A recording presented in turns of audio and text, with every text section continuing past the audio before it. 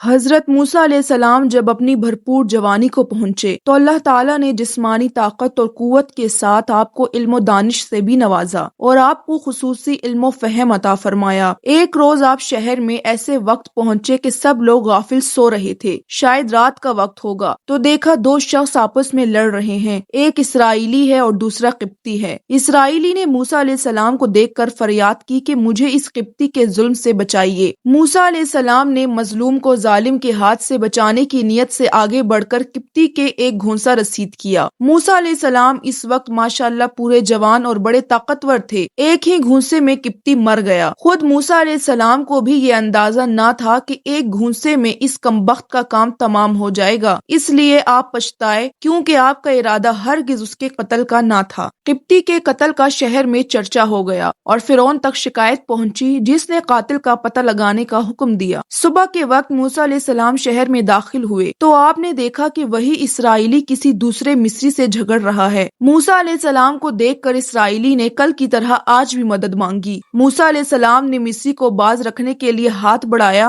اور ساتھ ہی اسرائیلی کو بھی جھڑکتے ہوئے فرمایا کہ بے شک تو بدرا آدمی ہے، روز جھگڑے کر کے فریاد کرتا ہے۔ اسرائیلی نے جب حضرت موسیٰ علیہ السلام کو ہاتھ بڑھاتے اور اپنے متعلق تلخ و ناگوار الفاظ کہتے سنا تو یہ سمجھا کہ مجھ کو مارنے کے لیے ہاتھ بڑھا رہے ہیں اور مجھ کو گرفت میں لینا چاہتے ہیں، اس لیے فوراً چیخ اٹھا کہ کل آپ نے اس قبطی کو مار ڈالا، آج میری بھی جان لینا چاہتے ہیں۔ مصری نے جب یہ سنا تو اسی وقت فرعونیوں سے جا کر سب کہہ دیا۔ فرعون کو اطلاع دی گئی کہ کل کے مصری کے قاتل حضرت موسیٰ علیہ السلام ہیں۔ فرعون نے جو یہ سنا تو جلاد کو حکم دیا کہ موسیٰ علیہ السلام کو گرفتار کر کے حاضر کرے اور مشورے میں موسیٰ علیہ السلام کا قتل کرنا طے پایا۔ مصریوں کے اس مجمع میں ایک نیک طینت اور پاک باطن شخص بھی تھا، جس کے دل میں اللہ تعالیٰ نے حضرت موسیٰ علیہ السلام کی ہمدردی اور خیرخواہی پیدا کر دی تھی۔ اس نے فرعون کا جو یہ حکم سنا تو فرعونی جلادوں سے پہلے ہی دربار سے نکل کر دوڑتا ہوا موسیٰ علیہ السلام کے پاس آیا اور ان سے سارا قصہ بیان کیا اور ان کو مشورہ دیا کہ اس وقت مصلحت یہی ہے کہ آپ فی الفور شہر چھوڑ کر چلے جائیں اور کہیں ایسی جگہ چلے جائیں جہاں مصری آپ تک نہ پہنچ سکے، ورنہ آپ کی جان اب سخت خطرے میں ہے۔ موسیٰ علیہ السلام نے اس کے مشورے کو قبول کیا اور اللہ سے دعا کی اور ڈرتے ڈرتے مصر سے نکل آئے۔ حضرت موسیٰ علیہ السلام مصر سے نکلے تو راستے سے واقف نہ تھے، اللہ سے درخواست کی کہ سیدھے راستے پر چلائیے اور ان ظالموں سے مجھے بچا لیں۔ اس پریشان حالی میں حضرت موسیٰ علیہ السلام مصر سے مدین 8-10 دن کی مسافت پر پہنچے۔ اس تمام سفر میں موسیٰ علیہ السلام کی خوراک درختوں کے پتوں کے علاوہ اور کچھ نہ تھی اور پاؤں میں جوتا نہ ہونے کی وجہ سے سفر کی طوالت نے پاؤں کے تلووں کی کھال تک اڑا دی تھی۔ جب موسیٰ علیہ السلام مدین کی سرزمین پر پہنچے تو دیکھا کہ کنویں کے سامنے بکریوں اور چرواہوں کی بھیڑ لگی ہوئی ہے اور جانوروں کو پانی پلایا جا رہا ہے، مگر اس جماعت اور بھیڑ سے ذرا فاصلے پر 2 لڑکیاں کھڑی ہیں جو اپنے جانوروں کو پانی پر جانے سے روک رہی ہیں اور خاموشی سے مجمع کے ختم ہونے کا انتظار کر رہی ہیں۔ موسیٰ علیہ السلام نے یہ دیکھ کر کہ یہ بیچاری نہ پانی پلا سکتی ہیں اور نہ دوسرے چرواہوں میں سے کوئی ہے کہ اپنے کھینچے ہوئے پانی میں سے ان کی بکریوں کو بھی پانی پلا دے، تو آپ کو رحم آیا اور آگے بڑھ کر لڑکیوں سے پوچھا کہ تم پانی کیوں نہیں پلاتی، پیچھے کس لیے کھڑی ہو؟ تو ان میں سے ایک نے دونوں کی طرف سے جواب دیا کہ ہم تو پانی نکال نہیں سکتے، جب یہ دوسرے چرواہے اپنے جانوروں کو پانی پلا کر چلے جائیں گے تو بچا کچا پانی ہم اپنی بکریوں کو پلا دیں گے۔ ہمارے والد ہیں لیکن وہ بہت ہی بوڑھے ہیں، اس لیے مجبوراً ہم کو خود یہ کام کرنا پڑتا ہے۔ حضرت موسیٰ علیہ السلام کو ترس آیا، آپ آگے بڑھے اور تمام بھیڑ کو چیرتے ہوئے کنویں پر جا پہنچے اور کنویں کا بڑا ڈول اٹھایا اور تنہا کھینچ کر لڑکیوں کے مویشیوں کو پانی پلا دیا۔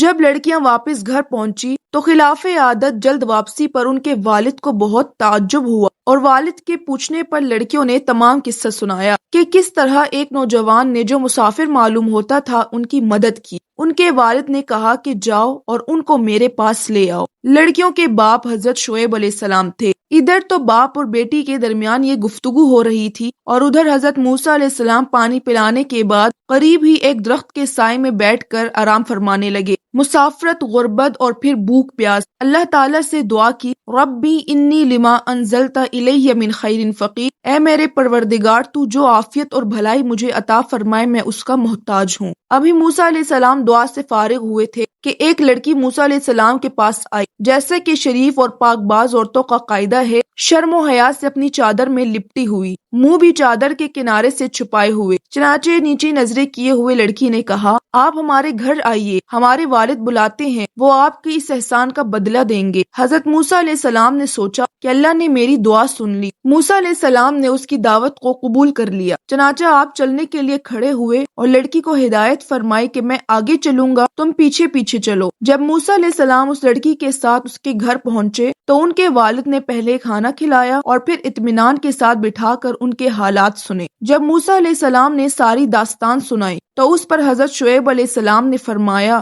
کہ اب تم کچھ خوف نہ کرو، یہاں فرعون کی دسترس نہ ہوگی، تم ظالموں کے پنجے سے نکل آئے، اللہ کا شکر ادا کرو، اب کوئی خوف کا مقام نہیں۔ حضرت موسیٰ علیہ السلام اب حضرت شعیب علیہ السلام کے مہمان تھے۔ وہی لڑکی جو حضرت موسیٰ علیہ السلام کو کنویں پر سے بلانے گئی تھی، انہوں نے اپنے والد سے کہا، آپ اس مہمان کو اپنے مویشیوں کے چرانے اور پانی پلانے کے لیے ملازم رکھ لے، اس وجہ سے کہ بہترین ملازم کی دو صفتیں ہیں، قوت اور ایمانت، اور یہ دونوں صفتیں ان میں موجود ہیں۔ حضرت شعیب علیہ السلام نے موسیٰ علیہ السلام سے کہا کہ میں چاہتا ہوں اپنی ان دونوں بیٹیوں میں سے ایک کا نکاح آپ کے ساتھ کر دوں، شرط یہ ہے کہ تم کم از کم 8 سال تک میری خدمت میں رہو، اور اگر 2 سال تم اپنی مرضی سے زائد کر دو تو یہ تمہارا احسان ہے۔ حضرت موسیٰ علیہ السلام جو اس وقت کسی ٹھکانے کے طالب تھے، موسیٰ علیہ السلام نے حضرت شعیب علیہ السلام کی بات مان لی اور اس شرط کو منظور کر لیا۔ اب یہ میری خوشی پر چھوڑیے کہ میں ان دونوں مدتوں میں سے جس کو چاہوں پورا کر دوں، یعنی 8 سال کی مدت یا 10 سال کی مدت۔ حضرت موسیٰ علیہ السلام نے 10 سال کی مدت پوری کی اور اس کے بعد حضرت شعیب علیہ السلام کی اجازت سے اپنی بیوی کو لے کر مصر روانہ ہوئے۔